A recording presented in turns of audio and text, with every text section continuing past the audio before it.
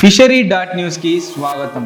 తెలంగాణ ప్రభుత్వం bird flu వ్యాప్తి నేపథ్యంలో ఆంధ్రప్రదేశ్ నుండి కోళ్ల రవాణాను నిలిపివేసింది. తెలంగాణ సరిహద్దులలో 24 చెక్ పోస్టులు ఏర్పాటు చేసి కఠినమైన తనిఖీలను అమలు చేస్తూ కోళ్లు, గుడ్లు, దానా తీసుకువెళ్లే వాహనాలను సెక్యూరిటీ తనిఖీ చేసి తిరిగి పంపుతోంది. సరిహద్దు వద్ద పశు సంరక్షణ అధికారులు మరియు పోలీసులు కలిసి 24/7 నిఘా కోసం ప్రత్యేక బృందాలను ఏర్పాటు చేశారు. ఈ చర్యలు వైరస్ వ్యాప్తిని అరికట్టడం కోసం తీసుకున్న ప్రత్యేక జాగ్రత్తలు. రంగారెడ్డి జిల్లాలో H5N1 వైరస్ కనుగొనబడిన తర్వాత 2 లక్షల కోళ్లను చంపారు. 10 కిలోమీటర్ల పరిధిలో నిఘా జోన్ ప్రకటించి పౌల్ట్రీ దుకాణాలు మూసివేయబడ్డాయి. ఇదే సమయంలో కర్నూలు నుండి వస్తున్న 30,000 కోళ్లను తిరిగి పంపివేశారు.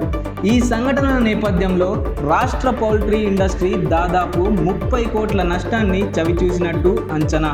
దేశంలోనే మొట్టమొదటి fisheries and aquaculture news platform అయిన ఫిషరీ.న్యూస్ తరపున మేము చెప్పేదేమిటంటే, ప్రజలందరూ కొంతకాలం చికెన్ తినడం పూర్తిగా మానివేసి చేపలు మరియు రొయ్యలను తినండి. దీనివలన మీరు బర్డ్ ఫ్లూ బారిన పడకుండా సురక్షితంగా ఉండడంతో పాటు మీ ఆరోగ్యాన్ని కూడా మెరుగుపరచుకోవచ్చు. చేపలు మరియు రొయ్యలలో కోడి మాంసం కంటే ఎక్కువ ప్రోటీన్స్ ఉంటుంది.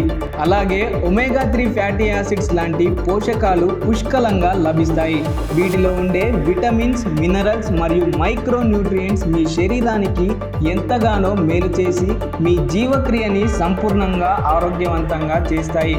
గుర్తుపెట్టుకోండి, say good bye to chicken and welcome sea food into your life.